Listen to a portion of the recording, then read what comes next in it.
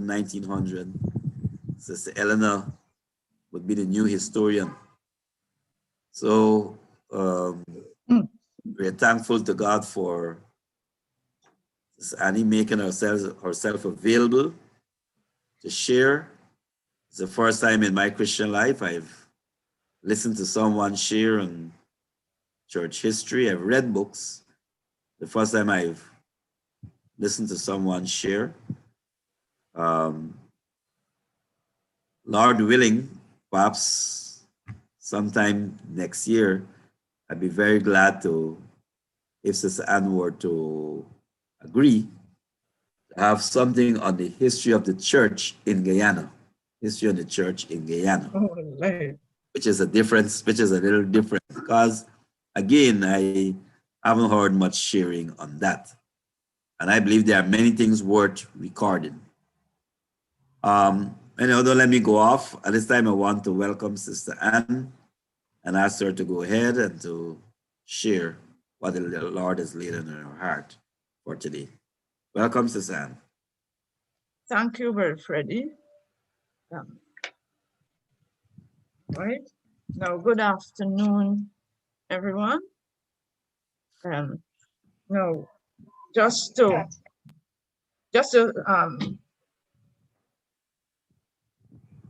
provide a link between what I have today and what we did last week. We were talking last week about that great prayer revival, 1857 into the 60s, and the impact it had on so many people in America. That was, Americans regard it as the third nationwide awakening, right? No, that to me was one aspect of the second half of the 19th century. I call it part one. Today, I'm calling this session part two. And I am hoping to touch on one or two things, a few things that characterized evangelism in USA in the late 19th century, right? Bringing in 19th century to a close with this, right? So that is what I am about to do, right?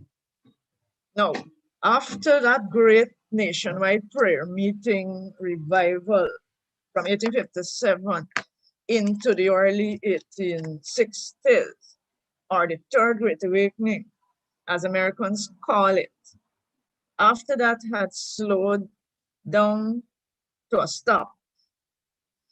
Now, there was no stop really in the work of God in the USA or elsewhere. Right? So that was an unusual event, really exceptional, but it didn't mean that coming to an end means God had stopped doing anything. Obviously not.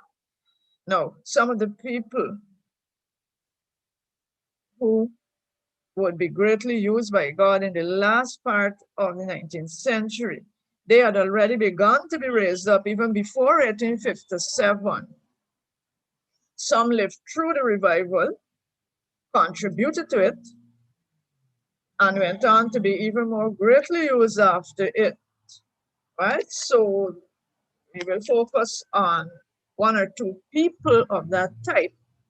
And also, before I do that, I want us to be aware of some of the movements that made an impact during this last part of the century, right? As we come up to the turn of the century into the 20th, the 1900s, right? And the first movement that I want to look at is one that is known as the holiness movement. Now, in the USA, and particularly focusing on the late 19th century. Now, we have heard of the holiness movement before. I trust that I'm not certain who was present, right? When some months ago, we talked about it in England, when we talked about the Methodist Church on that. However, this is USA. Now, although the holiness movement made its greatest impact in the USA at the end of the 19th century, now its roots go way back to the previous century, at the same time as the same movement in Britain, a similar movement in Britain was taking place. Good. So just when the British movement was being established by John and Charles Wesley, at the same time, it was brought to the USA. Now, remember that those men were communicating very closely with North America, right? Paying visits to North America and so on. The main features of the US movement, the US holiness movement as we call it, were the same as those in Britain. And what were those features? The chief ones, it was characterized by this doctrine of sanctification. If you remember, that is what Wesley was very keen on, sanctification. And sanctification, according to the holiness movement, is understood as a post-conversion experience, as definite and specific as initial salvation, and to be received by faith in the same way as we receive initial salvation, right? So just like in other evangelical denominations, people are invited to take the opportunity to receive Christ as Savior. Audio is giving, just went. What's that? To receive Christ as Savior Get to the mic. as a specific, at a specific time and place. The holiness movement sees Please. sanctification as something as specific and on the spot, right? And so you will find them calling people to the altar to be sanctified. Not that they don't believe that it's an ongoing experience, but they believe that it should be done at a particular point in time, right? That is one of the characteristics. And of course, closely connected with that is the concept of perfection, right? Which Wesley himself has preached. Now, how did the movement start in USA? As we say, the roots go back. So we gotta just briefly look back. Now, when Methodism came to the USA in the 18th century, this is in the time of the First Great Awakening, when you had people like George Whitefield preaching, right? And we would remember that. So when Methodism was brought in the 18th century to USA, and not USA, sorry, that's wrong. There was no USA. The 13 British colonies, but they weren't USA then. Now that transfer of Methodism to the 13 British colonies was overseen or supervised by Wesley himself. Right? So that is the actual Methodist Church transferred to USA. Right? Now, and the motto was very clear and simple, and I quote it: to spread Christian holiness over these lands, end of quote. Right? Plain, simple. Now, this was the Methodist Episcopal Church. That's what they called it in America, the Methodist Episcopal Church, because I've often heard about this Methodist Episcopal Church, and I often wonder why Episcopal and Methodist and Episcopal at the same time. But easy to explain that just like the one in Britain, before Wesley's death, right, it was still loosely attached to or a part of the official Anglican Church. You remember that Wesley never really wanted it to be divorced, and up to when he died, the Methodist societies, as they were simply known, were still loosely connected to the Church of England. And it's not until a few years after he died that the official separation took place, and the Methodist Church began to stand as a separate denomination. So the similar thing happened in USA. Wesley did not intend that it should be a separate denomination, although they were autonomous and doing what they felt was the more in keeping with God's will,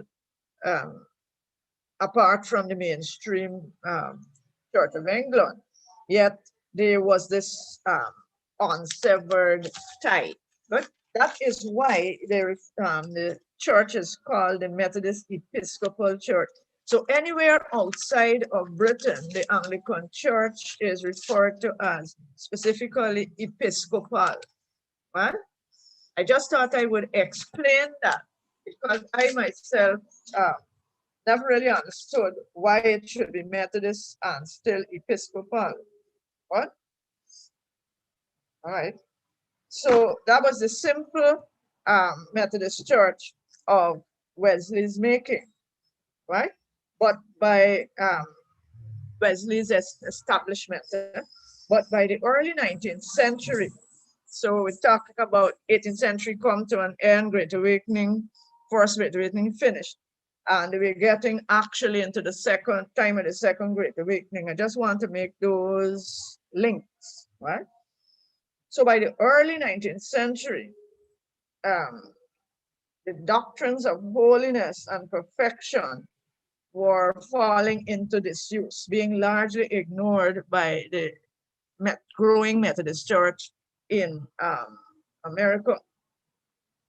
Now, when it came to the Second Great Awakening, that church, Methodist Episcopal Church, benefited a lot from converts, and it grew as a result of the Second Great Awakening. Some people who were following might remember that. So that church started to grow exponentially, the official Methodist Episcopal Church, right?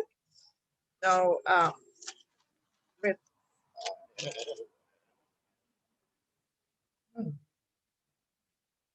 however, with continued growth,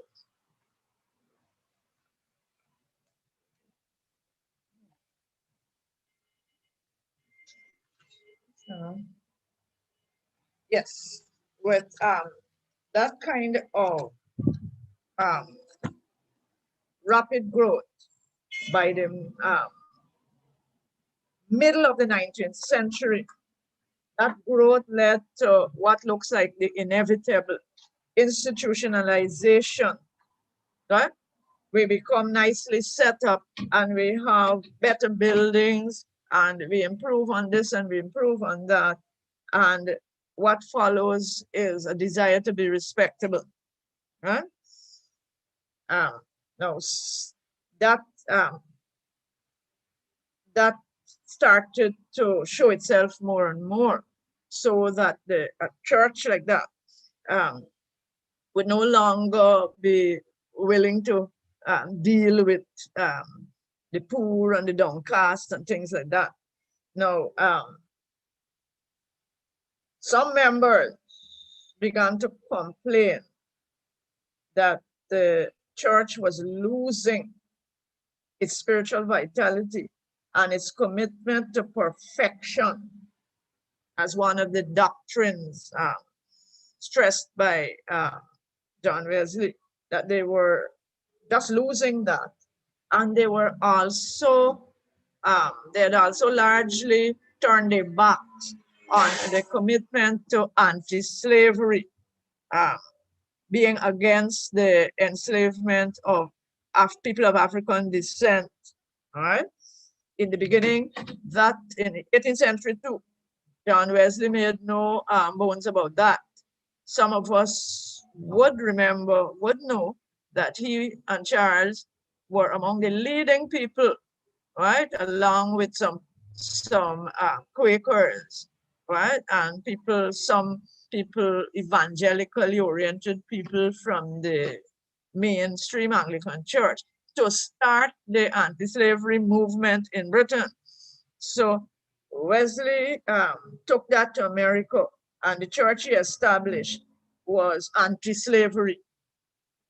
But they had left that, they were leaving that behind. A lot of the church members and the leaders were owning slaves and slave trading, and everything that goes with it, especially in the South. So because of that kind of discontent with what the church was becoming, in 1843, about 24 of its ministers withdrew from the official church, the Episcopal Church in USA, Methodist Episcopal. They founded something separate. They founded another denomination they call the Wesleyan Methodist Church of America. So that is different from the Methodist Episcopal Church, which is the official Methodist Church in USA. Well, they gave up on them, and they decided to pull away from them, and they founded the what became known as the Wesleyan Methodist Church of America. But that is 1843, they set that up. Now, they began to draw large followings from rural areas of the Midwest and the South. So this was the start of America's holiness movement. That same Wesleyan Methodist Church of America was actually the first church to be established to save the holiness message and not let it die. So the first Wesleyan Methodist Church of America, that was the first attempt to secure the holiness movement. Anyway, now how did it develop? The movement gave rise to several groups, different groups, later in the century, between 1880 and World War I, which is 1914. We can't exactly cut off at 1900 all the time, because things don't operate like that. Somewhere between the 1880 and the early decades of the 20th century, a number of these holiness groups sprang up.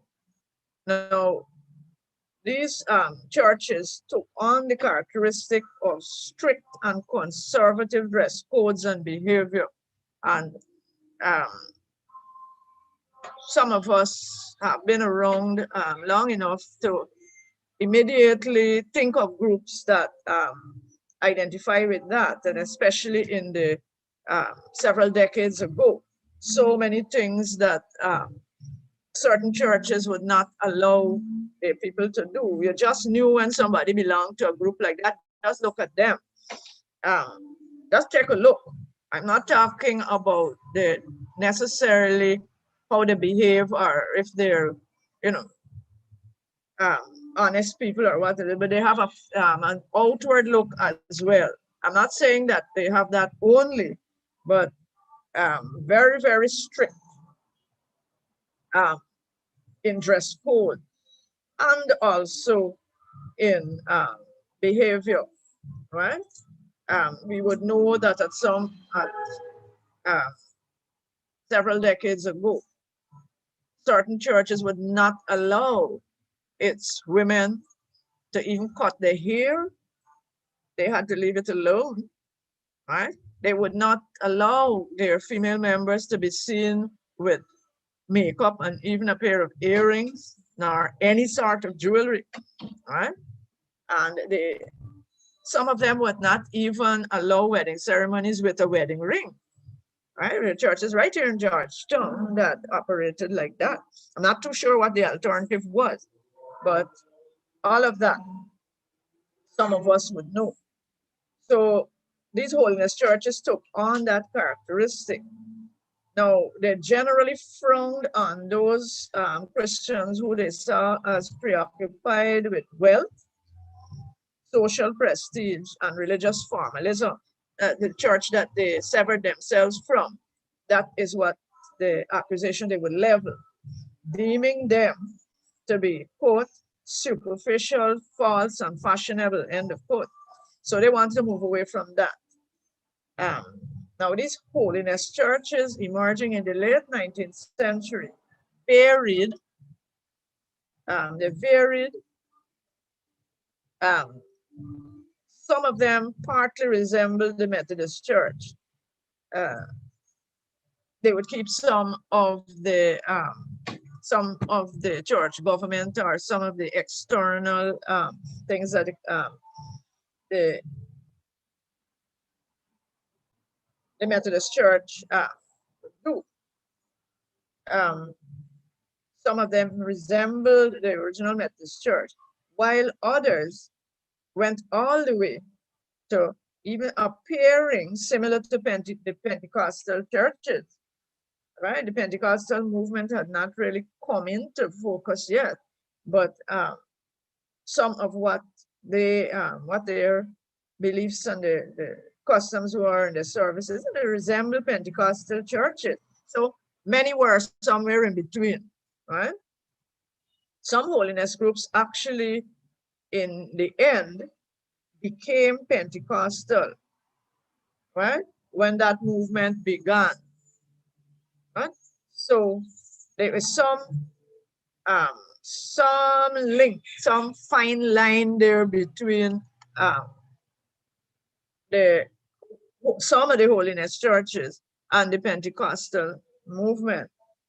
As a matter of fact, some time ago when I was talking to one member of such a church in Georgetown, she was telling me that her church really, it's kind of vague. Our church really, in the beginning, was supposed to be Pentecostal, you know. They're supposed to believe in the baptism of the Holy Spirit and speaking in tongues, you know. But then, you know, it doesn't really happen. She ain't too sure, but she knows that from the older generation, they're supposed to believe in it. And, you know, it is kind of vague, but it was there, right? Now, some of the most notable groups emerging, right, among the, let me give you a list of the actual, all of them. The original ones that came into existence in 18, the original one that broke away from the Methodist Church in America, right?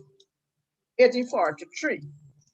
Now, that one was the Wesleyan Methodist Church, established in 1843, the first one.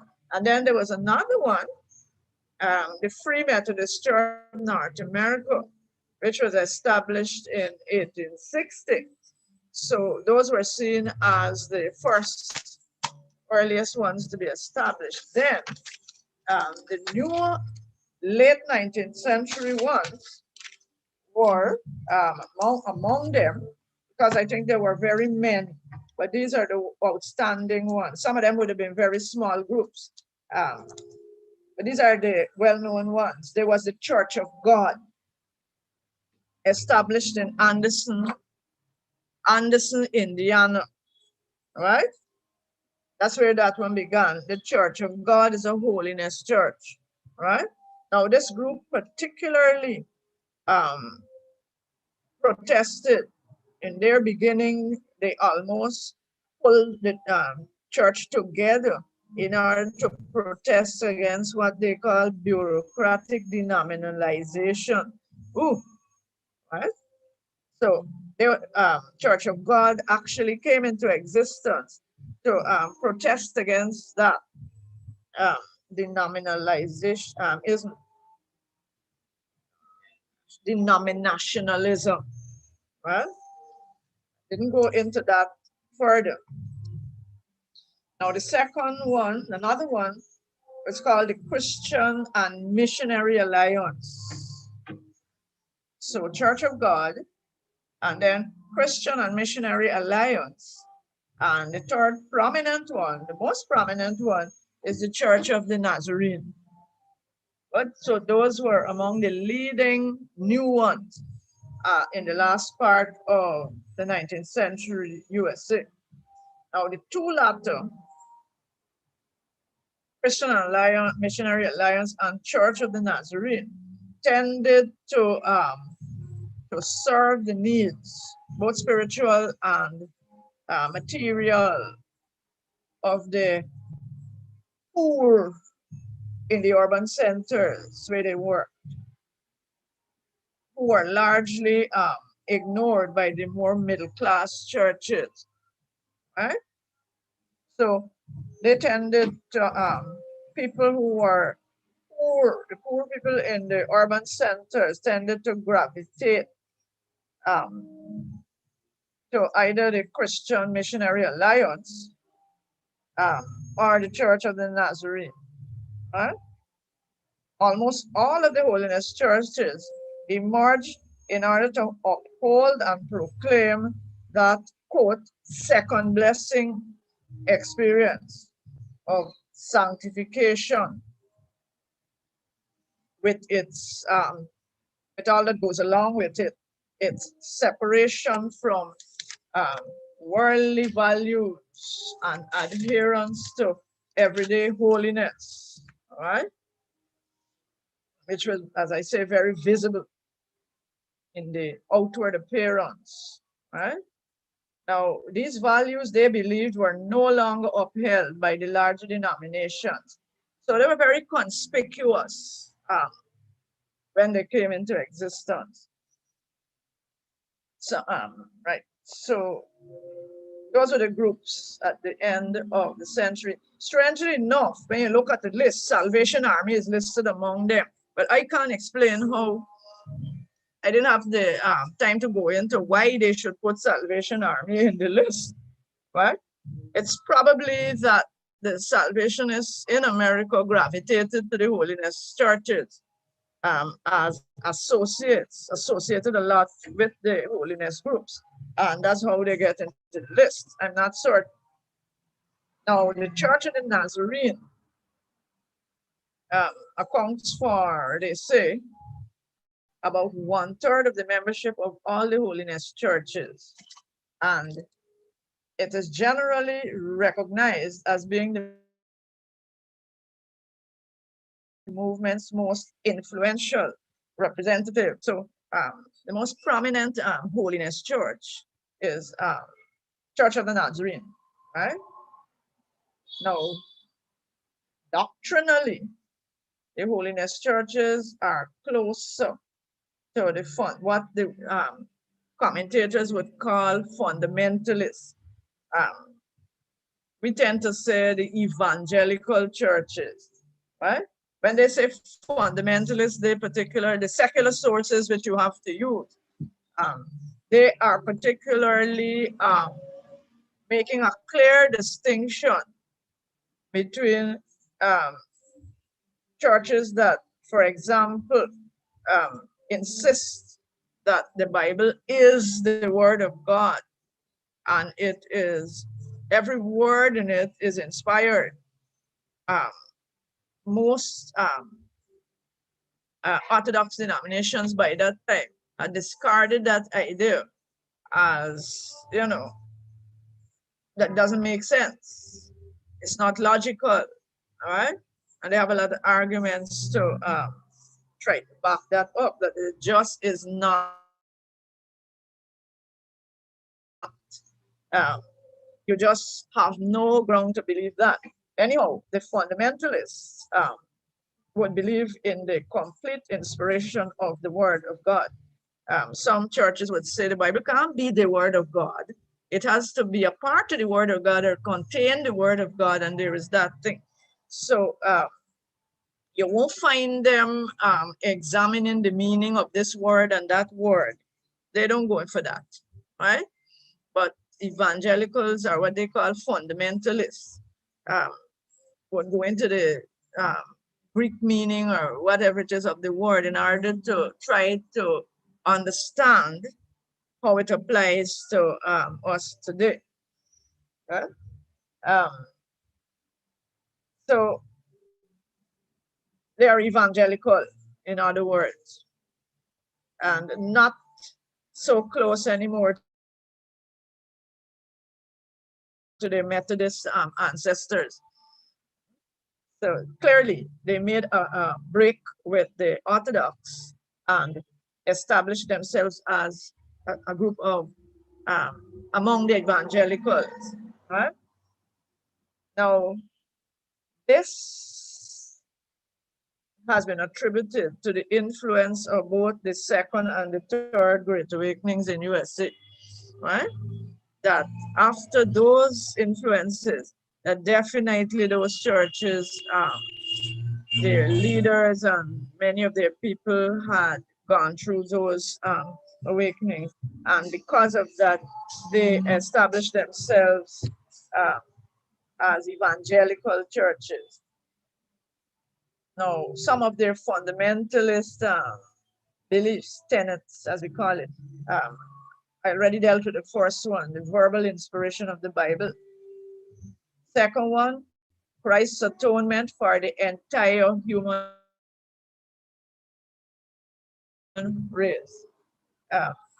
Notice here that these holiness churches they have their roots in the Methodist Church established by Wesley. They no longer identify with them, but they are not particularly Calvinist. They're not Calvinist, but that is, this group of people definitely didn't go with much of what the leading evangelists held, many of them held in earlier decades, right? So they took the side of what we call Arminian. Arminian. They're definitely not Calvinist. So when I see Christ's atonement for the entire human race, it attracts my attention to that. And then we have the personal second coming of Christ, right? Things that some liberal churches try to explain away, right? But that's only three of the outstanding ones. Of course, there are several others. Now, but all in all, whatever the evangelical churches accept, you will find the holiness churches mainly go with that. So there's no big conflict between them and any other evangelical group. Right? Now, in some holiness churches, for example, the Church of the Nazarene, for example, the Church of the Nazarene and the Christian Missionary Alliance, there are in their statements of faith what is described by some writers as, and again, I am using quotations, brief allusions to divine healing and the Pentecostal experience of speaking in tongues, end of quote. So that is what I was pointing to just now, when I said that one of the long-standing members of one such church in Georgetown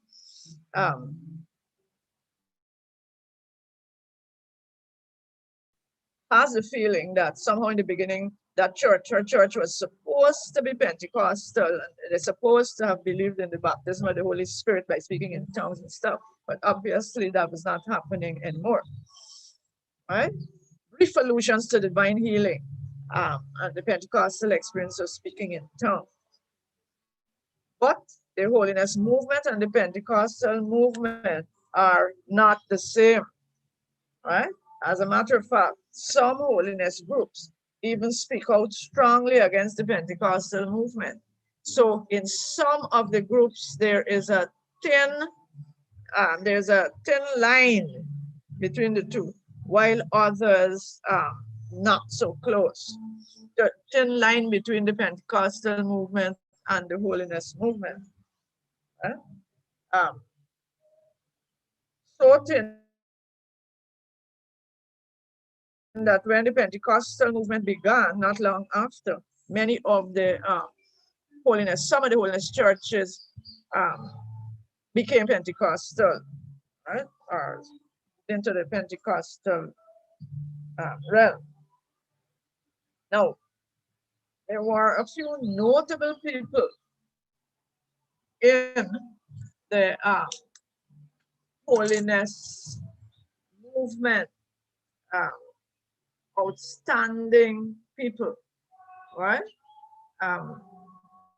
And a lot of women were prominent among them. A lot of women, I wouldn't say only women, but when you look at the list, the main people, they're women. Now, one was Hannah Whitall Smith. That is Hitll, that's her maiden name. Whitall, H-A-N, Hannah Whitall Smith, right? Now, I just looked a little bit at who she was and where she came from. Well, she is listed as an American evangelist and reformer, public speaker and writer in the holiness movement. Now, she came out of a Quaker background. This Hannah Whitall Smith. She came out of a Quaker home, and she is said to have had from childhood an interest in what I would call spiritual things, right? But this particular source says concern with religion and a habit of introspection. Those are the words used, right? It all depends on what source that you are able to access. Some of them would have a habit of referring to things by in a different way. Anyhow, she is said to have had a deep concern from childhood, with religious issues and a habit of being very introspective. I don't know how we interpret that. Now, in 1851, she married this Robert Pearsall Smith. He was also a Quaker background. And together they moved to New Jersey. And that is where 1865 and onward, the two of them came in under the influence of the developing holiness movement at the time. With its revivalistic creed, right? Because the Quakers are a little different from the mainstream, at least what developed in America as the Quaker Church. But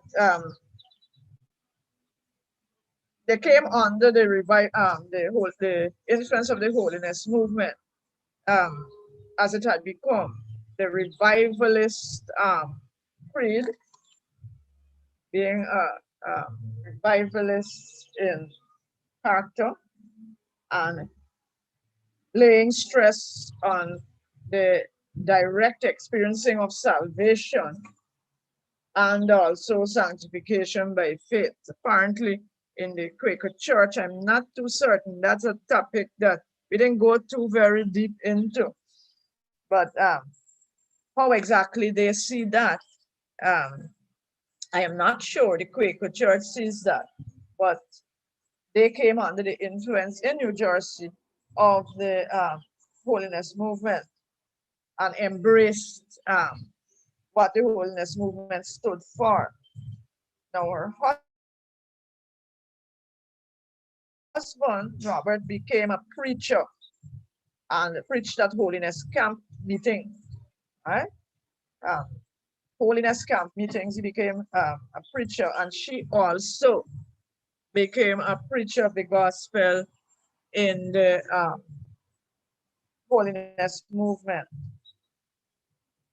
Now, together, they did some publications. So they would preach as well as publish. 1889, her husband began publishing a periodical in Philadelphia. I don't know how many people would have heard of it, but the Christian's Pathway to Power. I've never really seen it. Maybe it's one of these 19th century things that perhaps didn't circulate too widely here, except perhaps you were a member of a holiness church, you might receive it. The Christian's Pathway to Power, he started publishing that. And she used to write frequently. She was a frequent contributor in that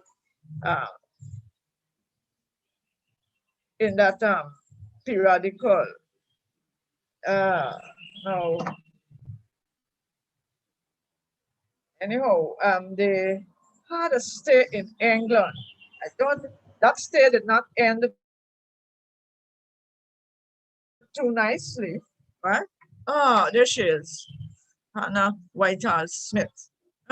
Well, she has retained here what looks to me like a semi-Quaker appearance, but I'm not sure whether I am looking at, it's not exactly a Quaker hat, but her black and white outfit suggests Quaker. But the Quaker hat used to cover the head a little more. I'm not sure whether it is a holiness regulation that thing put on her head, or is a Quaker, something a hangover from her Quaker upbringing. And that is Hannah Whitehall Smith. Yes, they spent 2 years in England, 1873 to 75. In England, they did a lot of preaching and ministering, and they became the most prominent figures in a certain interdenominational movement called the Higher Life movement. Higher Life. The Higher Life movement. They were very prominent in that. Now that took in Britain a lot of members, not large numbers of followers between 1873 and 1875, but it was interdenominational, and they were ministering to people. I would expect if it's interdenominational, they're not necessarily expecting you to move from your church and join them, but just to benefit from the ministry of the organization. But that was the Higher Life organization. Now,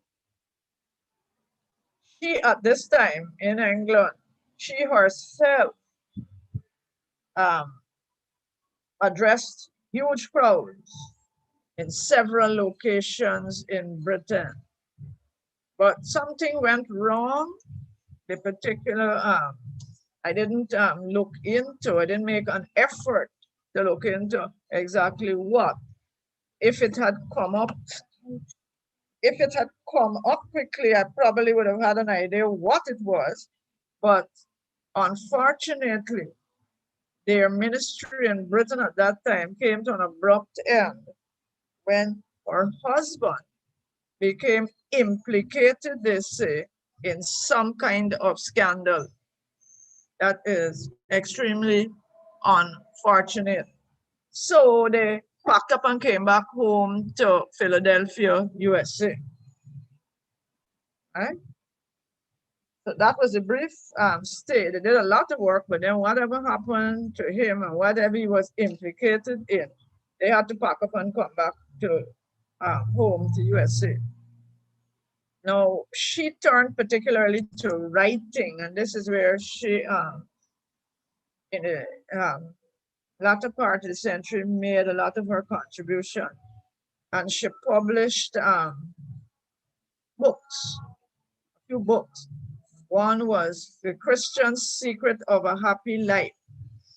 It was a guide to complete surrender to God's will and to sanctification. Right?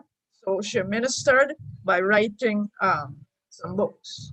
One was The Christian Secret of a Happy Life, being a guide to complete surrender to God's will and to complete sanctification. She was able to have that translated into many languages and sold at least 2 million copies around the world. So that was part of her ministry, apart from actually preaching.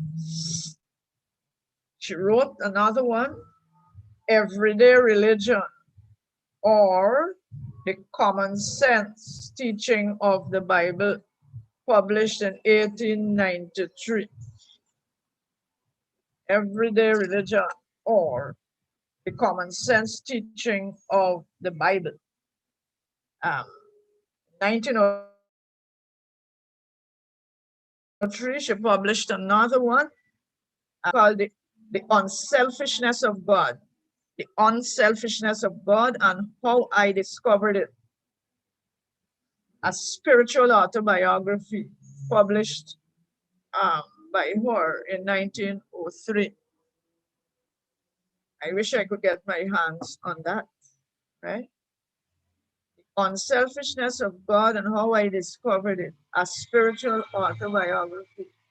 And in addition to that, she published a number of tracts and articles, right? So that was one of her main ministries. Somehow or other, they went back to England before the end of the century. And she became a prominent advocate for education of women, higher college education of women. Very prominent in that. As a matter of fact, she associated with a number of feminists in England, right? 1874, she helped to found the Christian Temperance Union. And by 1883, she was very much involved in that, and she rose to be the superintendent of their new evangelistic department. So that was her thing. And it was in 1888 that she and her husband moved back to London. And at this time, from the comments that you hear, you're not very certain whether they were still firmly dedicated to the holiness movement, because a number of people who were in no way Christian, but intellectuals, writers, and artists and people of that kind were frequently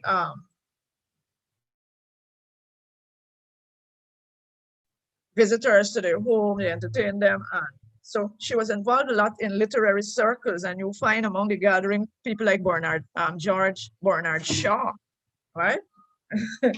And who else? Lord Tennyson, right? Or frequently in their home. Now, the comment is, some authors say that her attachment to the holiness movement was only temporary and that she remained a Quaker, right?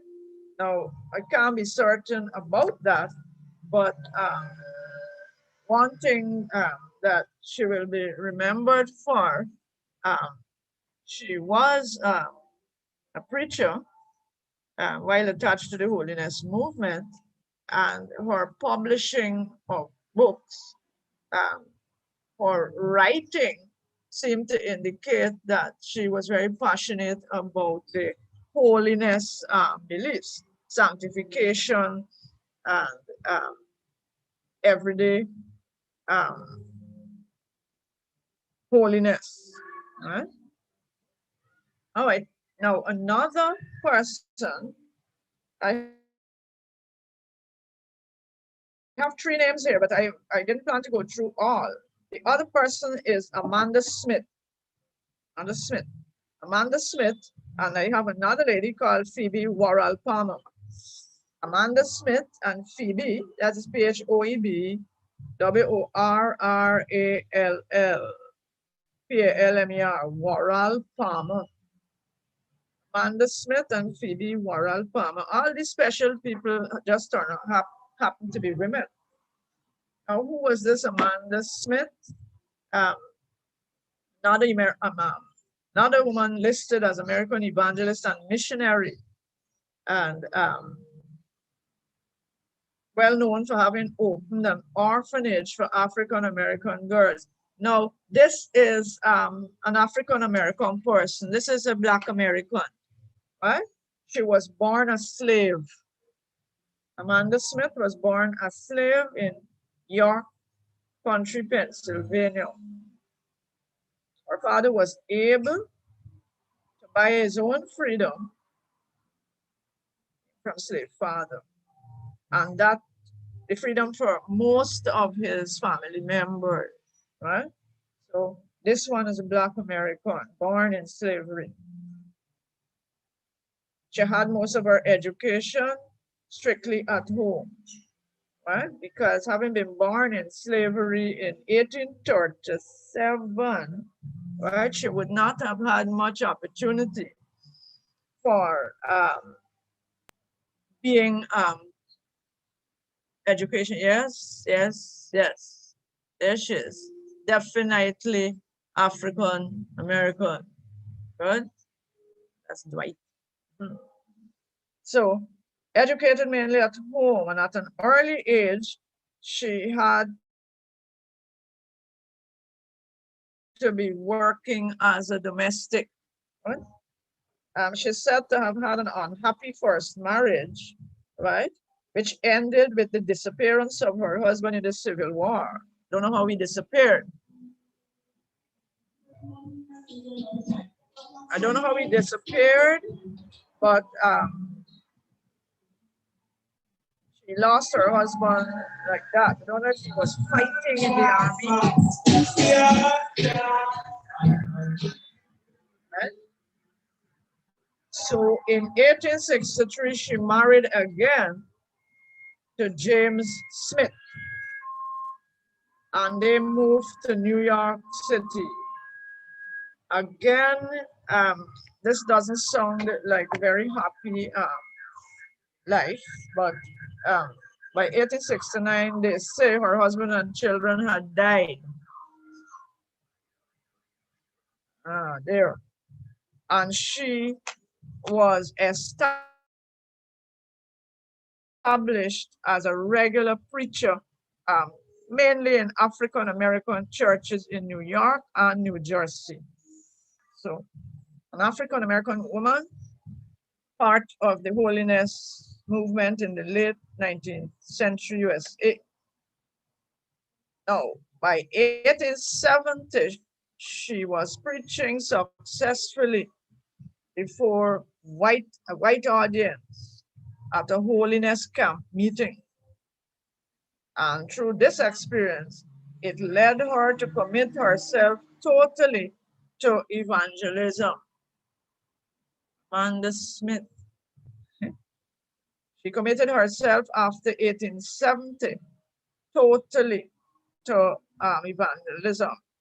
And this lady was a widely traveled person between 1870 to 1878, right?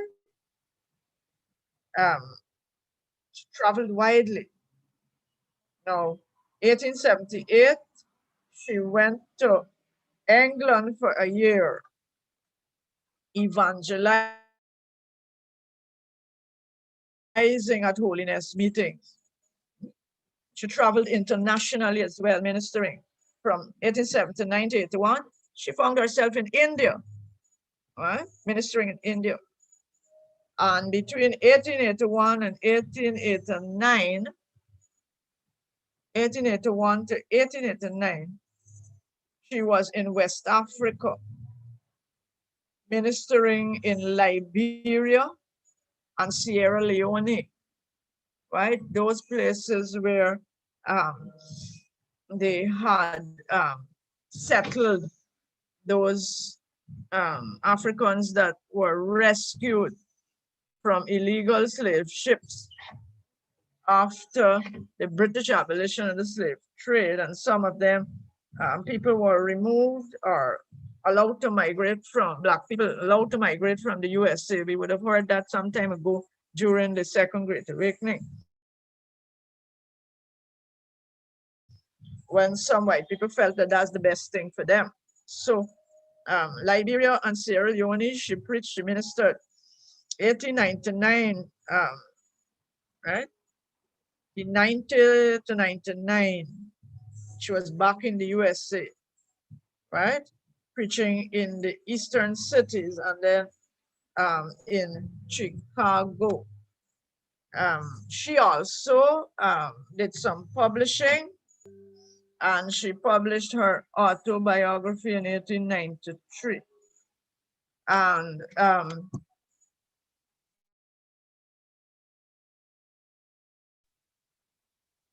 with the proceeds of that work, in addition to some savings that she had, and some money coming in from a small newspaper that she would have established, plus some gifts from friends, she was able to open a home for African American orphans in Illinois, Harvey, Illinois. In 1899, that home was open, right?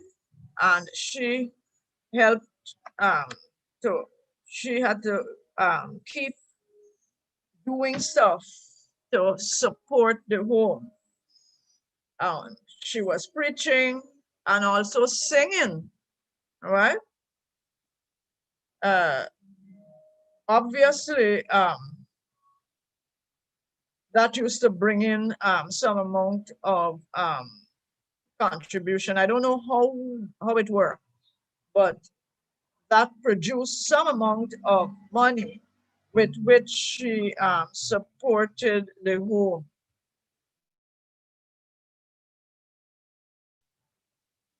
Now, in 1912, she finally retired from going all around. And at that point, she retired and went to Florida to spend the rest of her old age. Now, after that, after she retired, the Illinois state took over the orphanage and had it chartered and named the Amanda Smith Industrial School for Girls, right? Unfortunately destroyed at the end of World War I in 1918, destroyed by fire, right? At the end of World War I, 1918. But that was her ministry.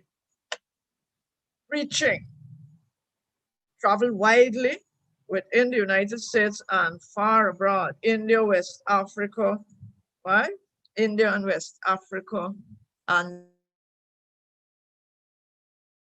then doing some publishing, and then finally establishing this home to help African American girls with no parents around, right, to have a chance at life. And unfortunately, that did not last into past 1918. Okay? So that's another outstanding holiness person. Now, another interesting fact, I didn't go into Phoebe Worrell Palmer, but I go into the details of her life. But there's also the group which became known not only in USA but in the Caribbean, Guyana as well, the Pilgrim Holiness Church another holiness church. Now, the Pilgrim Holiness Church actually originated in 1897 by the uniting of several smaller holiness groups. So we have had church here by the name of Pilgrim Holiness. Now, in somewhere in this the last century, in the 1960s, 1968, they explained the Wesleyan Methodist Church of America, which was the first holiness church, right? That withdrew from the Methodists.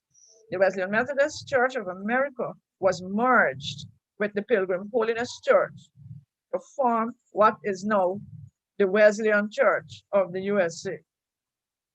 So we would remember that the church in Charlotte Street used to be called Pilgrim Holiness. And I mean, they made that decision in 1968. They took a lot more time for the name in Guyana to change. They were Pilgrim Holiness at least here up to the 1970s. But that is simply a merger between the original Wesleyan Methodist Church of America, First Holiness Church in America, and those and the Pilgrim Holiness Church, which was itself a merger of several smaller groups. And they all together now are known as the Wesleyan Church, right? In the USA, the Wesleyan Church of the USA. And I guess the Wesleyan Church elsewhere in Guyana as well, across the Caribbean, right? So that there I would leave the holiness movement at least for now, right? Not more on that, but I haven't done more on that. But that's a bit on the holiness movement, and we know several churches in Guyana that are are part of it, right? Now, apart, baby moral, all right? Black and white. Black and white. Thank you, that's excellent. Now, apart from movements and churches, there are more churches. Some of them actually start in the late 19th century at all. But I want to move off of the holiness movement and to look at the ministry of certain outstanding people at this point in the century. Now, I want to look a little bit at the ministry of Dwight Moody.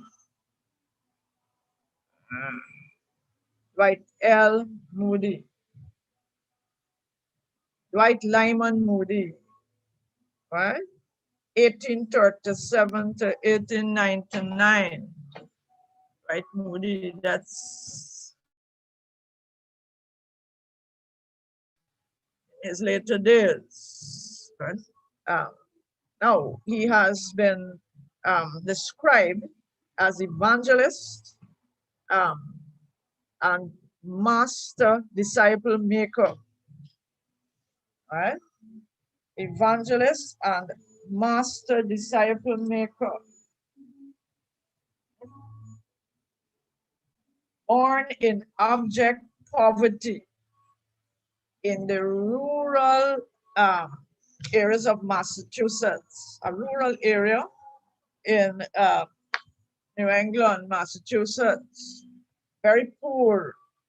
He received no more than 4 years of formal schooling. So this is not a university man at all. And he never took the opportunity to do that either, right?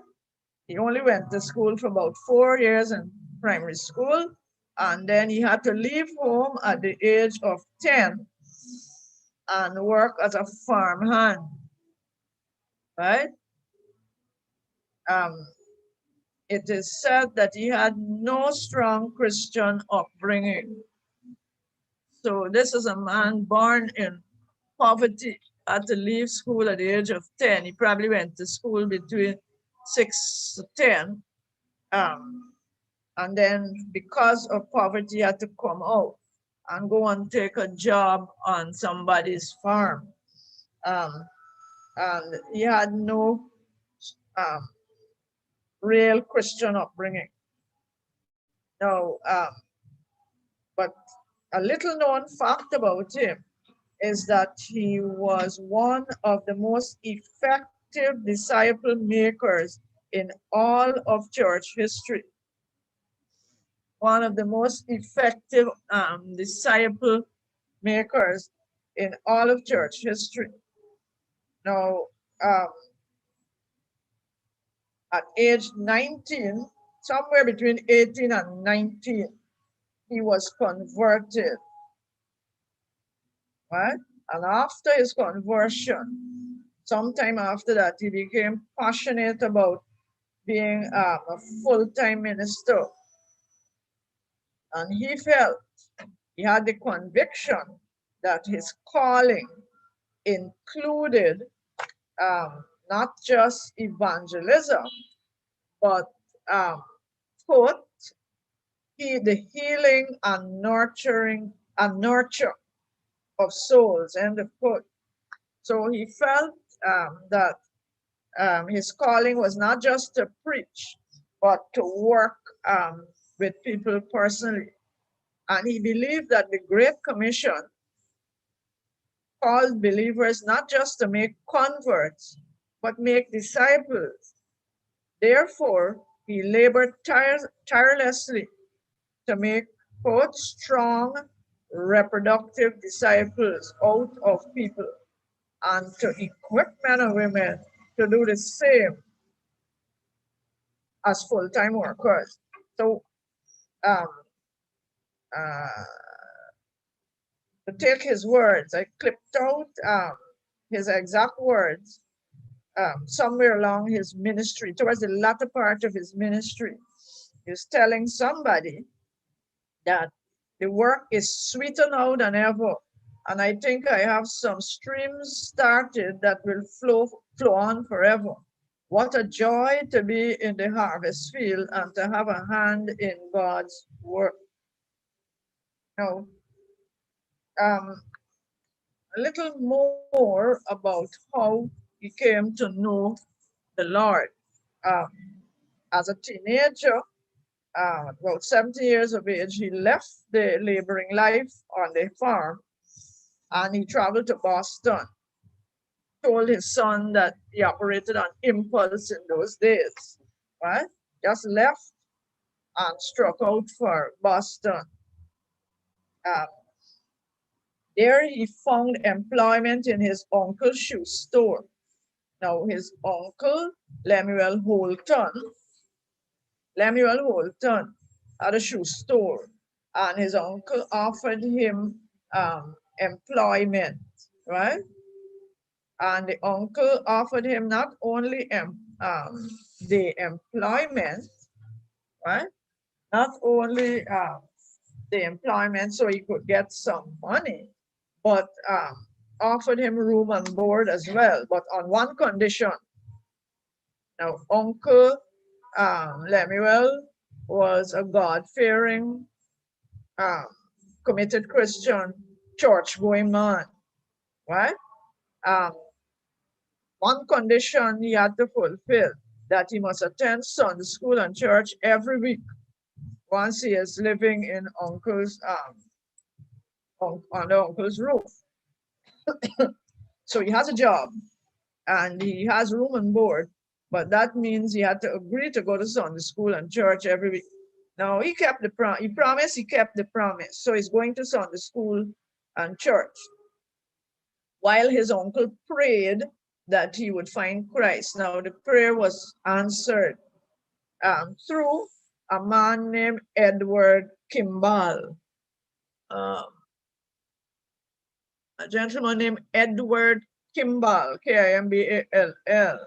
Now, Zach was the Sunday school teacher. Now, Sunday school, this was a very, very anointed Sunday school teacher. One day he just stopped by the shoe store to talk with this young boy about Christ and about his soul. Now, Kimball had only known him for about a few weeks in his son's school. Yet Kimball was, I don't know what word to use. Kimball was weeping over the sins of this young man. I don't think he was so dreadful. We don't hear that he was so dreadfully sinful. But this was a man with spiritual insight. And this was a young man just, flowing, blithely going along life. And Kimball was burdened for his salvation, wept over this young boy's unsaved condition. Moody would never forget that encounter. And he later said that Kimball, quote, put his hand upon my shoulder and talked to me about Christ and my soul. I had not felt I had a soul till then, end of quote. Moody continued to recall that, again, quote, I don't remember what he said, but I can feel the power of that man's hand on my shoulder tonight, end of quote. After some months, young Moody repented, surrendered his life to Christ, and expressed a willingness to be mentored in the Christian faith. Kimball and a few others in the church, in his church, discipled him. Now, what church was this? Mount Vernon Congregational Church in Boston, Massachusetts, right? Congregational church, right? With highly anointed people. Moody reports that he had a great battle to surrender his own will and to accept God's will for his life, but he eventually did. Now, the date of his conversion has been given on a memorial plaque as April 21st, 1855. They put up a plaque somewhere where the shoe store should have been, right? But exactly when he gave his life to Christ, I'm not certain it's on that same event. That's Edward Kimball. All right. So in 1865, Moody made the decision to leave Boston and go to Chicago, 1,000 miles to the west. At that time, Chicago was a new, fast-growing city, little city, and he began to earn good money by selling. He learned the different kinds of shoes and boots and whatever it is, and he knew how to sell shoes. He earned money by selling shoes, and then he took that money and invested in the lucrative real estate market in Chicago at the time. So he had a business sense, and he began to prosper, right? So he is making good money, and he started to prosper. By 1860, he was debt-free and had savings of $12,000. That was a good bit of savings for a young boy at that time. His material prosperity continued to increase, and this was at a time when the average working man earned no more than $1 a day, and he had an ambition to acquire assets of no less than $100,000. Right? It's a high financial ambition at that time, when the average working man was only getting about $1 a day. He wanted to acquire assets to of about 100,000. Right? So he had business sense, and God was blessing his efforts, and he was able to send money to his mother to assist her because he came from a very poor family and apparently had many siblings. So he was able to send money to her and help her to upkeep the house and to take care of his younger siblings. But despite his material ambition, Moody did not walk away from God. In Chicago, he roomed and boarded with a lady named Mrs. Phillips. Now, Mother Phillips was another godly person in his life. Now, she held him accountable to read the Bible and pray daily, as well as to attend her church, which was First Baptist. She was a Baptist. She also encouraged him to assist her in the missionary work that she was doing in the city. And so began the ministry of the famous Dwight L. Moody. Moody began his ministry with an outreach to the growing crowd of street children in Chicago, Chicago's poorest areas. All right.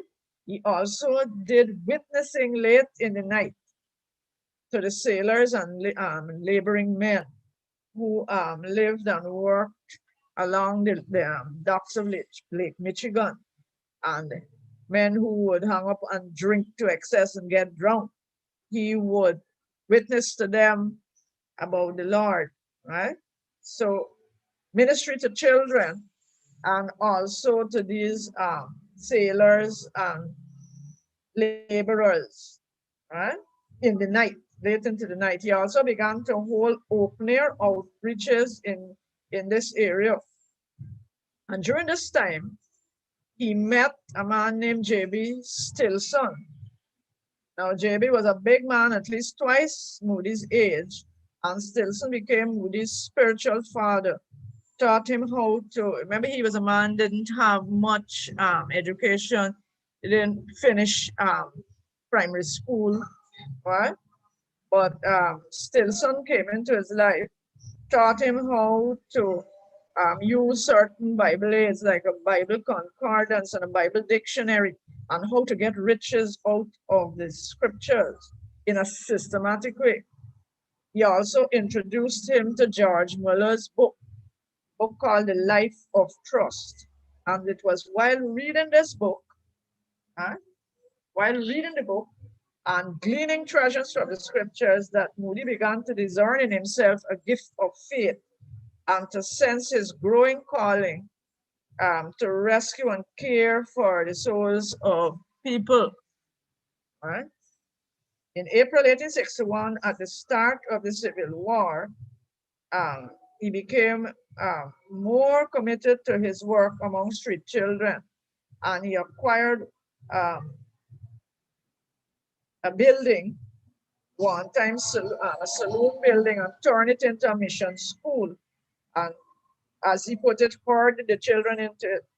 Now he recruited volunteers to help tame and teach the children. But you could imagine those children. This was a job that even committed Christians in the mainstream churches found it uncomfortable and hard to do. Now his anointing in this area became evident to all who knew him, working with the young and old, working with street children particularly. Children and adults, but he had a heart for these children roaming the streets. According to one author,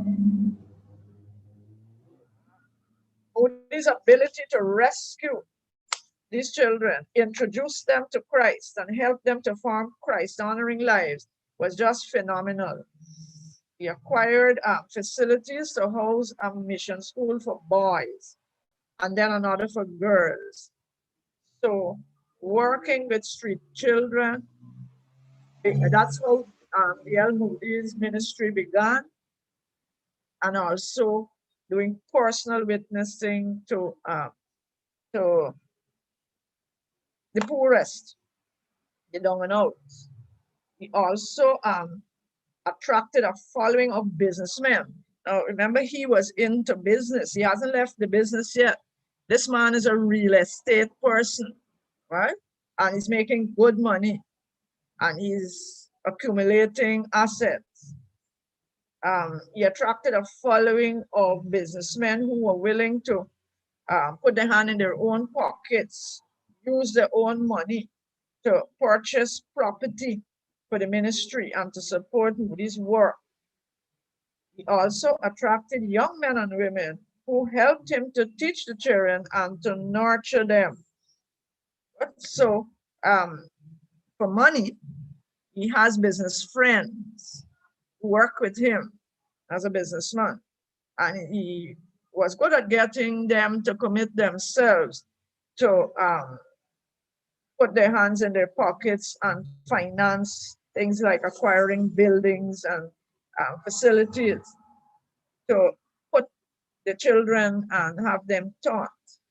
So he has school for girls, and then he had one for boys, right?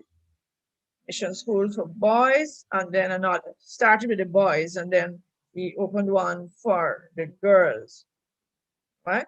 And then he can't teach them himself. He has got a very high education. He was able to get young men and women who were capable, who helped him to teach and to nurture these children. Among the young women was one named Emma Revel. And Emma would eventually become his wife, right? Now, as Moody studied the scriptures and spent more time in prayer and ministry, eventually gave up his lucrative real estate business, right? Real estate and other business ventures which he had going, and turned to full-time ministry. Now, in this change, he, quote, gradually and prayerfully followed the Lord's guidance one step at a time. Wasn't easy to give it up because by then he had a family and was making good money. Now, during the war, he spent some time in the Union Army, right? He was listed as a city missionary by the early 1860s, and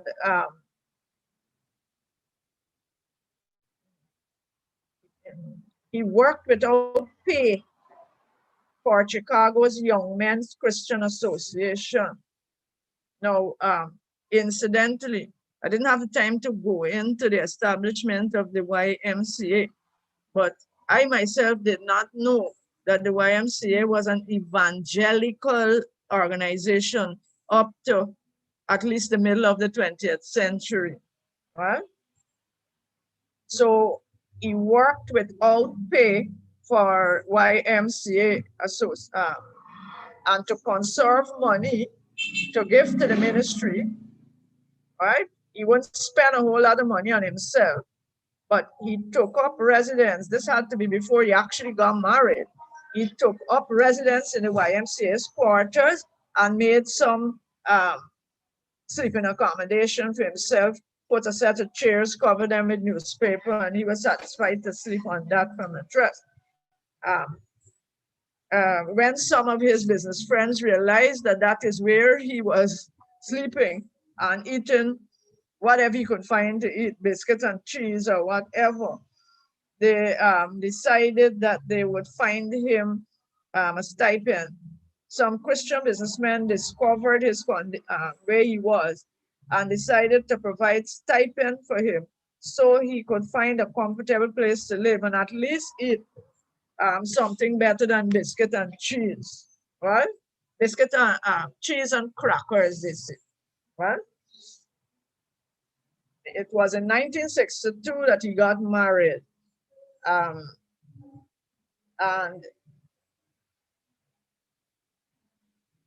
got married in 1818, sorry. Got married in 1862, and that same year, under the covering of the YMCA and the Illinois Christian Commission, he became a chaplain in the Union Army, U.S. General Grant's Army, among the Union soldiers, took up a position as chaplain sponsored by the YMCA.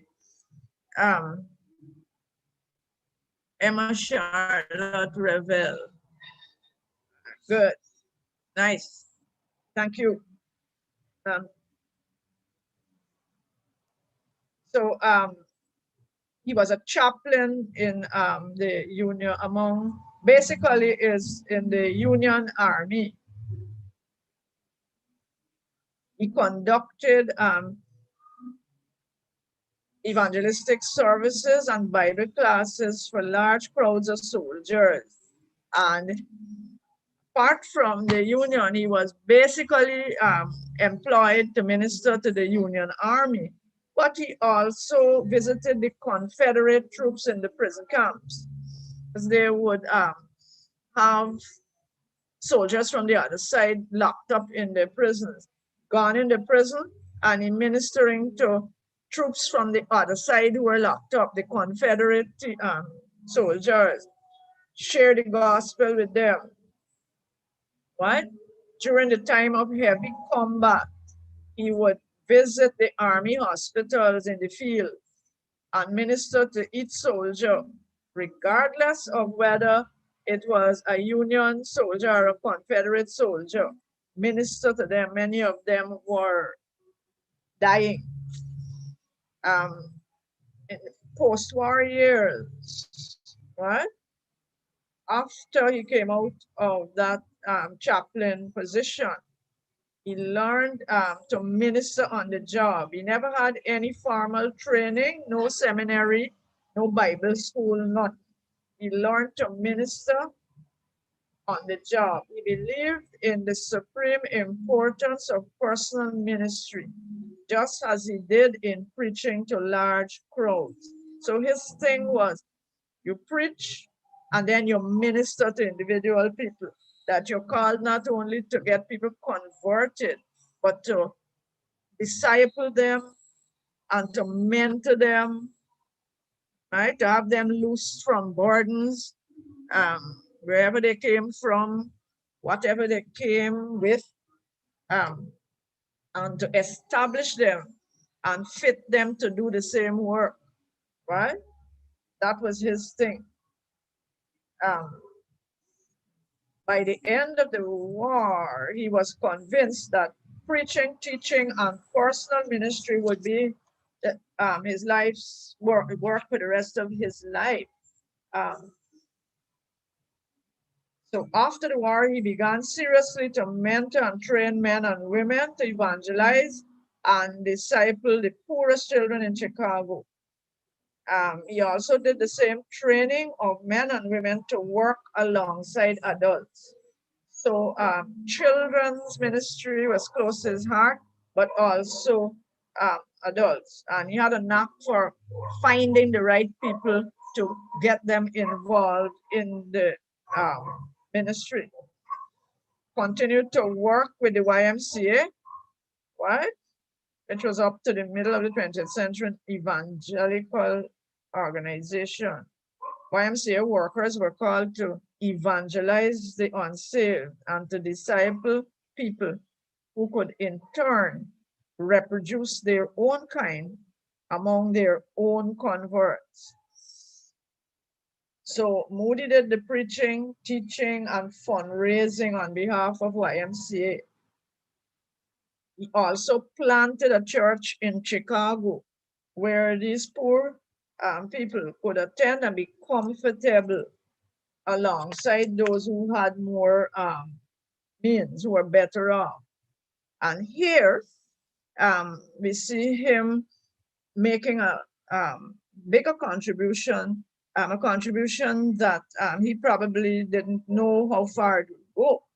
But around this time, he mentored somebody who he met in the army, a Major D.W. Whittle, W-H-I-T-T-L-E, D.W. Whittle. That man was a major in the army when he first encountered him during the war, right? Now, Moody involved him in Bible studies for new believers. Probably came to Christ during the war, they don't say, but Moody began to involve him in teaching Bible studies to new believers and encourage Whittle to accept speaking engagements, get him involved, right, in the ministry. In 1873, Whittle answered the call to a full-time ministry of preaching, teaching, and discipling people. So his ministry to D.W. Whittle would multiply in a manner that he couldn't trace it, he couldn't count it. Because here is this former major in the army, now fit and convinced of his calling into a full-time ministry of doing the same kind of work that Moody was doing, teaching and preaching, teaching and discipling people. In turn, Whittle turned and mentored a fellow named Paul P. Bliss. Paul Bliss was a teacher of music in Chicago. With Moody's encouragement, Bliss became a music evangelist. Bliss was a gifted vocalist, and he sang and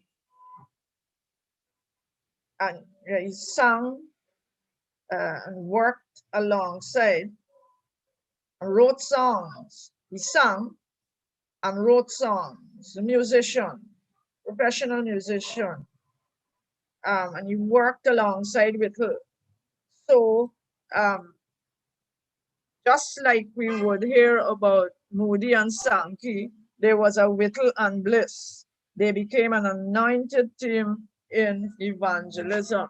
So his mentoring of Whittle and Whittle's mentoring of Bliss would go a long, long way, far more than Moody could ever imagine. Now he went on to have a multifaceted ministry. By 1870, Moody had teamed up with Ira Sankey. Don't think I'm gonna have time to go into Sankey.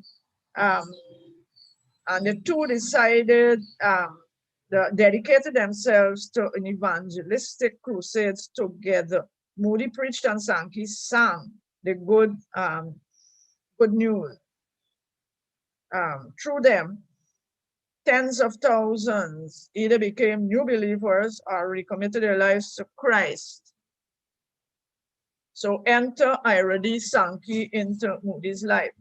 Now, it looks like I won't be able to go into detail in Sankey's life, but Sankey was himself a dedicated evangelist. He wasn't just a singer.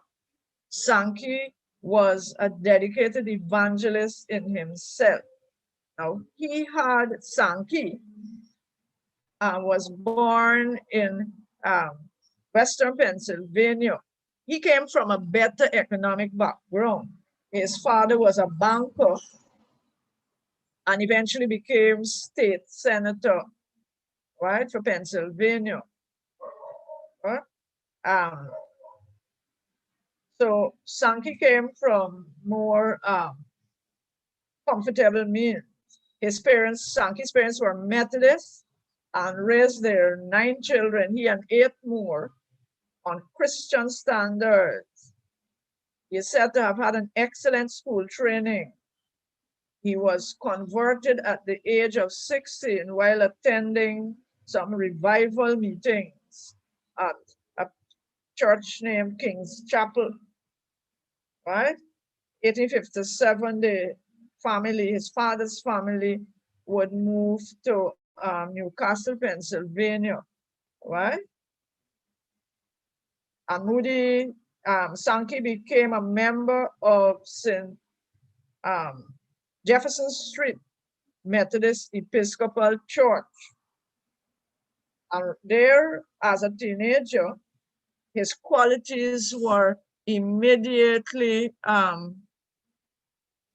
D.W. Whittle and Paul Bliss. Excellent, right? His qualities, Sankey's qualities of spirituality, leadership, and musical talent um, attracted attention. They eventually made him superintendent of the Sunday school, right?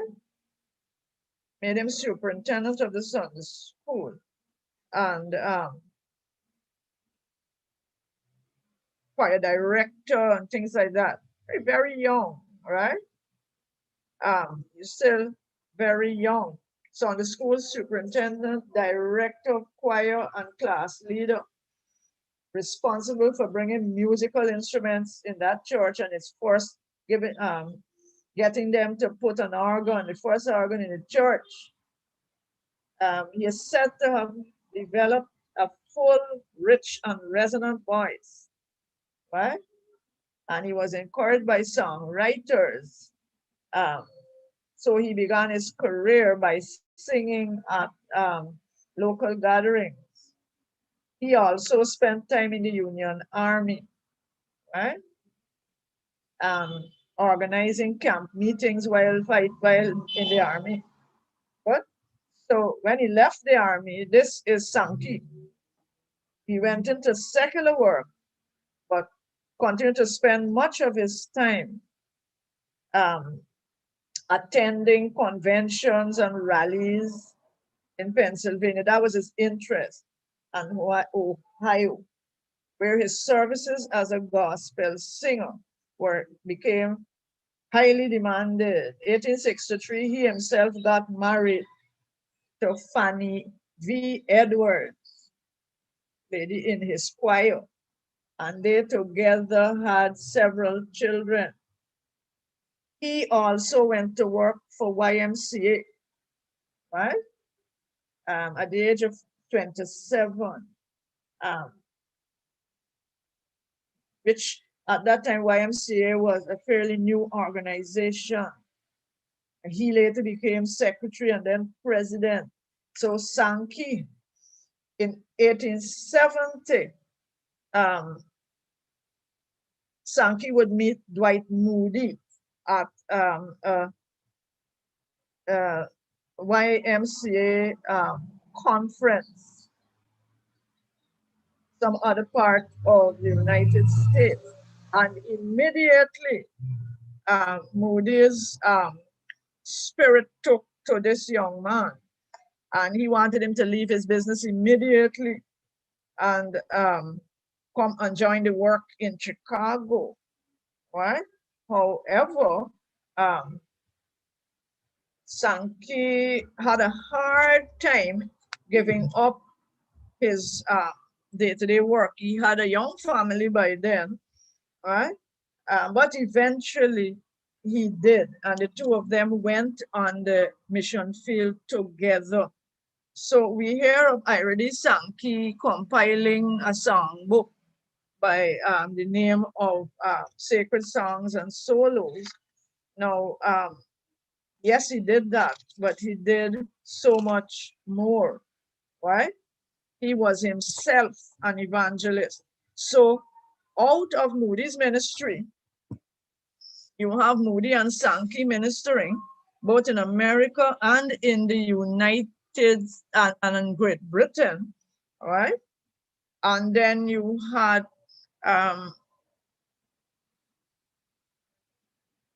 Whittle and Bliss doing the same kinds of work that Moody and Sankey were doing.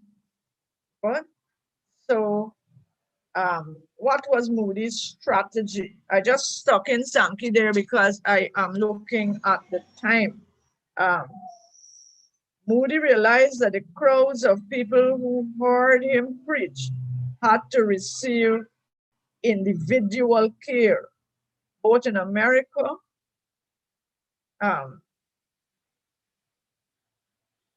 he sought the help of local churches, both in America and Britain, and what he would do when he was going into an area to have major revival meeting. Before he held a major crusade in any area, he made contact with local pastors and lay leaders. And these leaders would identify people among their own churches whom Moody could train to function in inquiry room attendance or for inquiry room consultation. No, he had a slightly different approach. He yes, that is Sankey. Psalmist and evangelist, psalmist.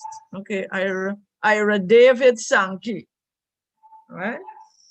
Now, Moody, he did not believe in these large gatherings of people coming out just to be prayed for, everybody pray in unison to receive Christ. He felt that somehow or other that was too pressured and probably emotional a situation. He didn't believe that after his sermons that people should be pressured to come forward and quote unquote accept Christ. Instead, he preferred that people were invited to visit these inquiry rooms where there were people known to be of good standing with God who had received some training in advance as to how to minister to people, right? So people would be invited to visit these inquiry rooms after the sermon. He felt that this was less pressure and less pressured and unhurried environment where people came of their own free will, nobody pressuring them. You're invited, you come if you want to come. They were free to ask questions about the message, general questions about the Bible or about any issue. Now, during those consultations, they would share Christ with them. They were invited to seek prayer for salvation, for inner healing, depending on what the counseling revealed about them. Physical healing likewise, or any needs that they had that they made known to the counselor, right? Finally, they were encouraged after receiving Christ eventually, right? They were encouraged to attend local churches for baptism and membership. Now, out of this, many people experience God's call, not only get saved, right? But many people also experience God's call on their lives to Christian service, calls for mentoring, the calls for mentoring and training in Christian service became so many that Moody felt compelled to do something about it. So this business now, he didn't receive any formal training. He went to no seminary. But because of so many people needing ministry, he felt that he had now to do something to train people, especially those who couldn't pay for any training. Some who felt called and were already highly educated and financially capable. That was simple. He would invite them to travel with the team and learn on the job how to minister. But others who were barely literate and poor but felt called, wanted to go into full-time work, had no training, had very little education, and they needed help. Now, and this is how he began to establish institutions. Now, today, most of us have heard of the Moody Bible Institute. How did it begin? Now, the need of such poor people who felt a call in their lives but had nowhere to turn for any experience or any teaching. Some of them hardly went to school. The need of such underprivileged people touched Moody's heart. Now, so that his work now was not just preaching and teaching on his own by himself, but the work took on a more formal dimension. In Chicago, Moody recruited Emma Dreyer, a college professor from Illinois State University, to take charge and head a training school for women who felt called to full-time ministry. In the beginning, it was called the Chicago Bible Training School for Women. But within a few years, they had to extend it to admit men, right? And that is how that institution began. It grew into the Chicago Bible Institute. Now, after Moody's death, that is when it was renamed the Moody Bible Institute, that retains that name to today. Now, those were people of moderate means. Those were not the real down and outs. Other institutions were formed also. He shared his ever-widening vision to see men and women be mentored and trained to spread the gospel all over America and to the rest of the world. He created a network with professional businessmen in Chicago, Boston, New York, and Philadelphia. See, he knows how to get things done. He helped minister to those people as well. Wherever those businessmen were in their lives, he ministered to them. He helped them to grow in their faith. And he quite candidly asked them to help to underwrite the training of economically underprivileged young people.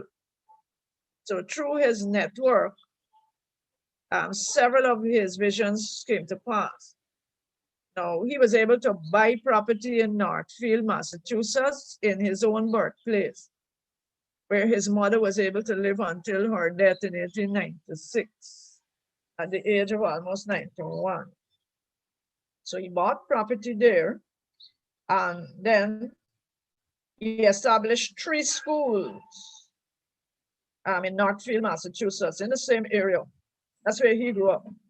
The first one in Northfield Seminary for young women who were from the lower economic class in New England. It opened in the fall of 1879. And these girls were given scholarships from funds provided by these wealthy businessmen. And they were given an academic education in the liberal arts and sciences from a Christian worldview. In addition, right, they were given classes in Bible, church history, and theology. So that seminary produced many capable young women.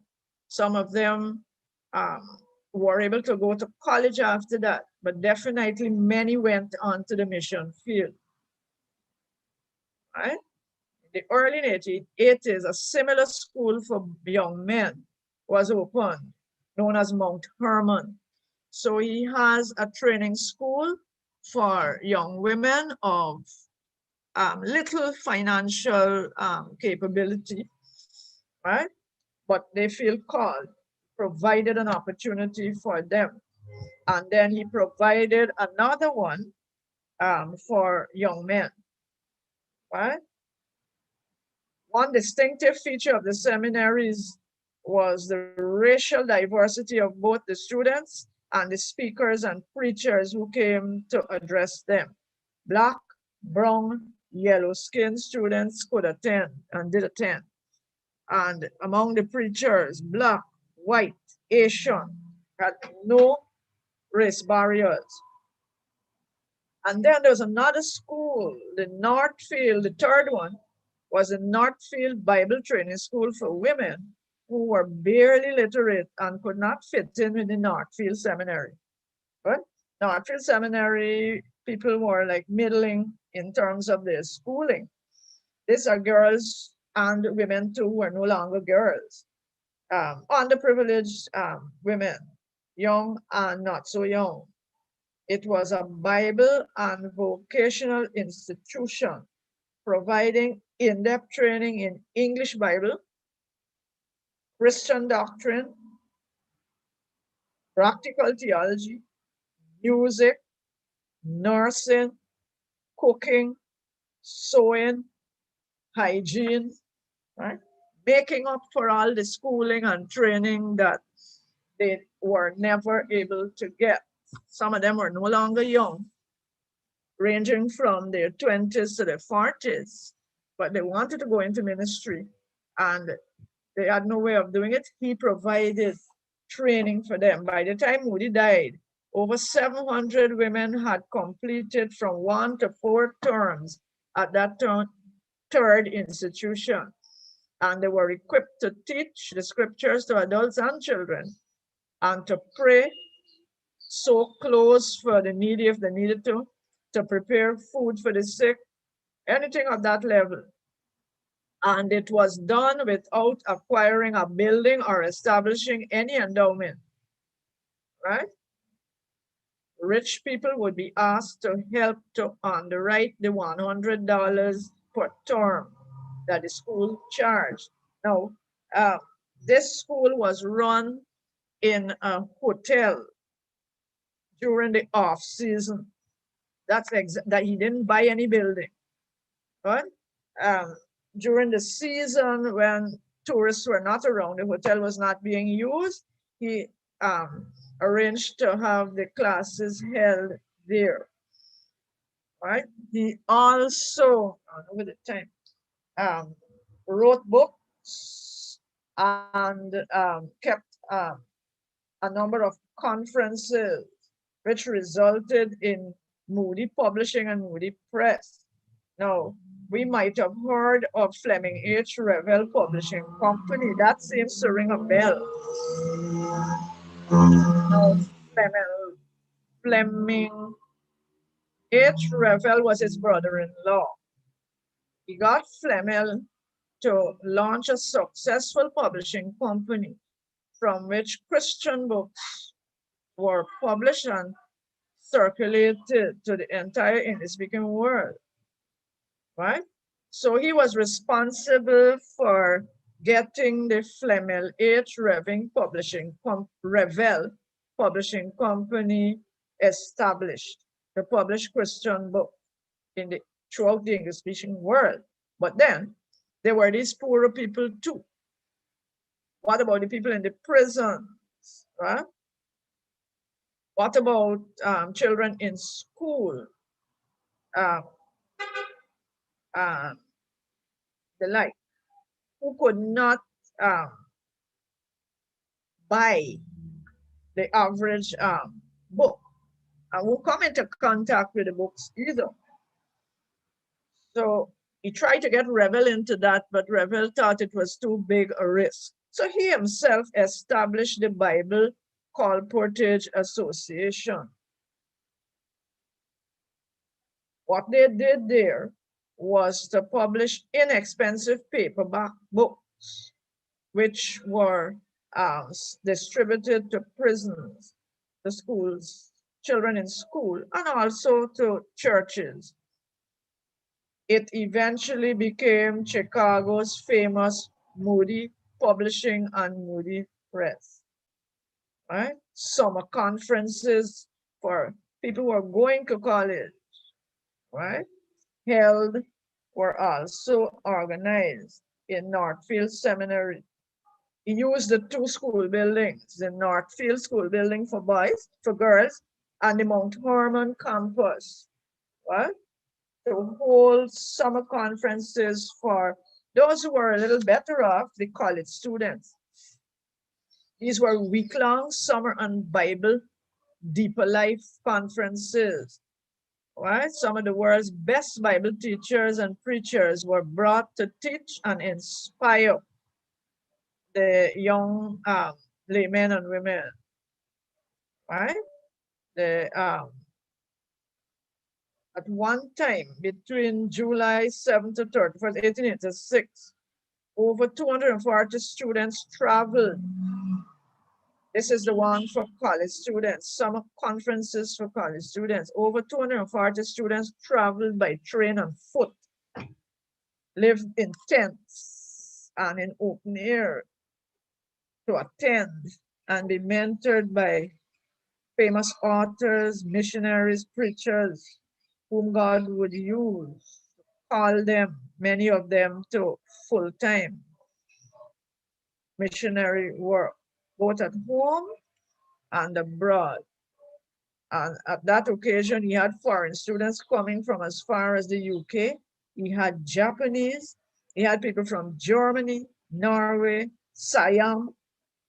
They all descended upon Northfield, Massachusetts, making it a place of international significance, right?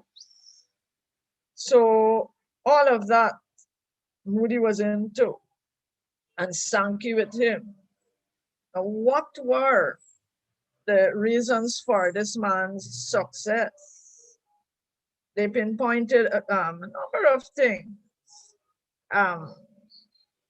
Moody always felt clear, not Moody, always felt that he was clearly a chosen vessel, had that kind of confidence. He was a man with a single eye, wholly consecrated to Christ. He was extremely determined to experience the truth of 2 Chronicles 16:9, right? That the eyes of the Lord travel to and fro across the earth, right?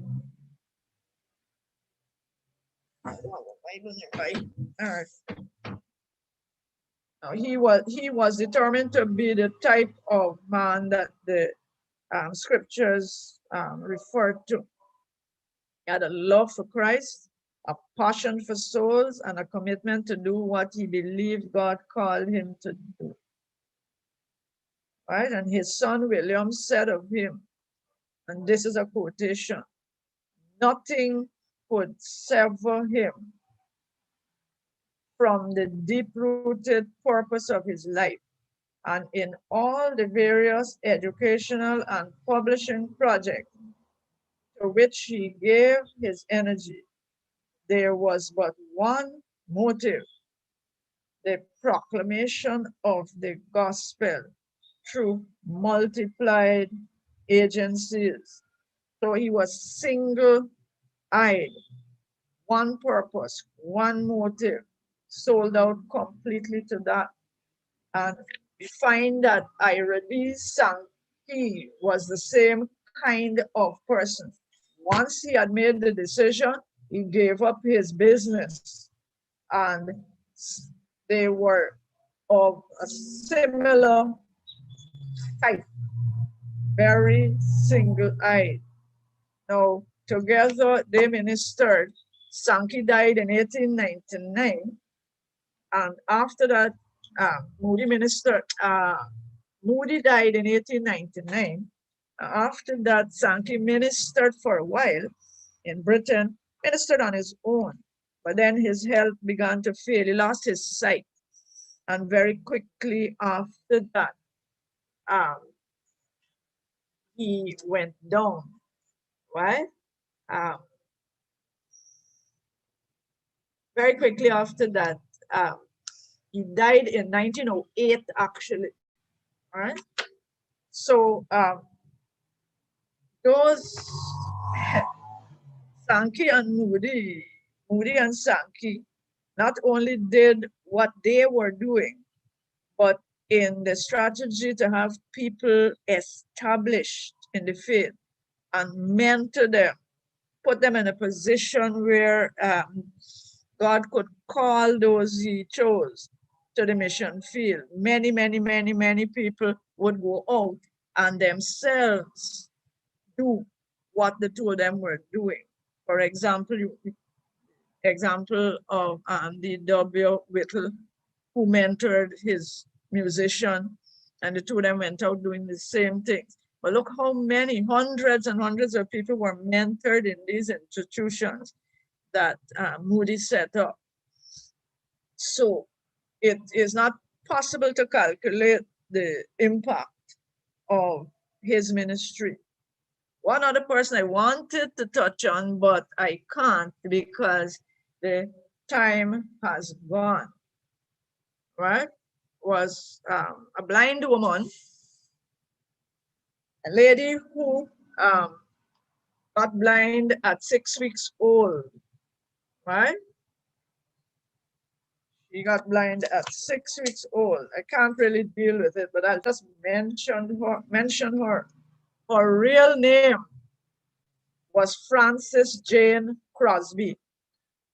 Her maiden name was Crosby, right? She actually got married, and her married name was Van Alstyne, Vanalstyne.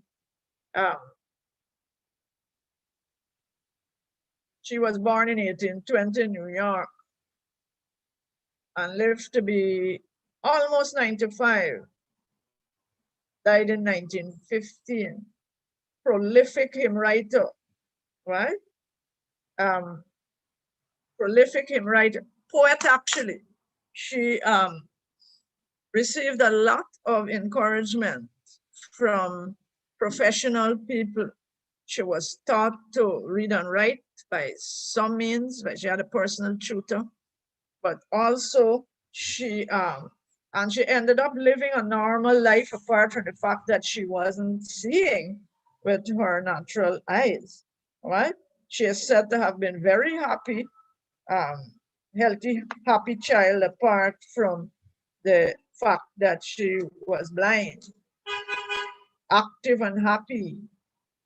She was able to attend the New York Institution for the Blind, and from here received encouragement from a number of people. It was discovered that she had a gift in poetry, and that is where she first excelled. But she went on to write anywhere between 5,500 and 9,000 hymns, many of which we know, right? Younger people might find some of the names of the hymns mentioned as really obscure and old-fashioned, but